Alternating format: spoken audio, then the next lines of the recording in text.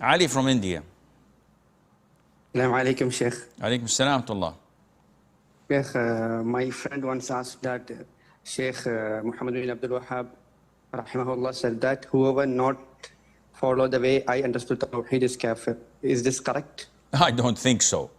I don't think any scholar in Islam would say whoever does not understand this or that in accordance to my understanding, he's a kafir. This is stupid. And Imam Muhammad ibn Abdul Wahhab, by the way, he is a reformer, one of the greatest scholars of all times. He's not a messenger, he's not a prophet, he's not infallible. He may make mistakes, he's a human being.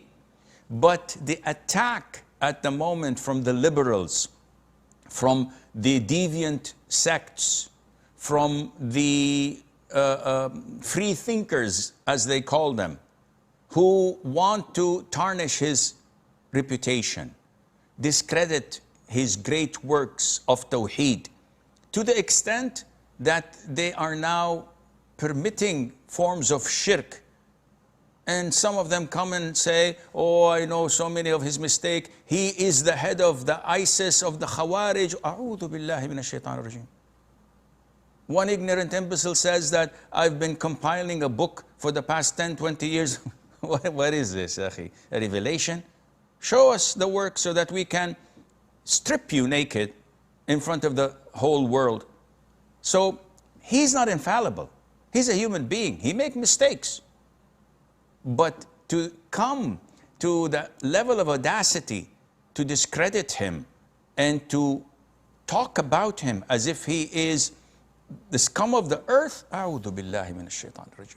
This is ad-dalalul mubin. So no one would say, if you don't believe in Tawheed the way I believe, you're a kafir. No one says this. You have to be a prophet or a messenger in order to be infallible and to have such a statement. And I do not believe at all that the great Imam Muhammad ibn Wahhab would ever say such a thing. Bihan from Ghana.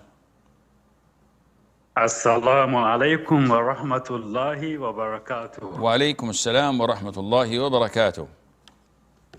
Sheikh, sometimes when praying Salatul Fajr, Maghrib or Isha, while in the middle of Suratul Fatiha, I realized I've been reciting it silently. So what I do is I go back at the beginning and recite it loudly, and I don't do sajdat as-saw. First of all, you don't, listen to me, ya Bihan. You don't have to go back from the beginning, number one. And you don't definitely need to do sujood as-sahu, number two. Why?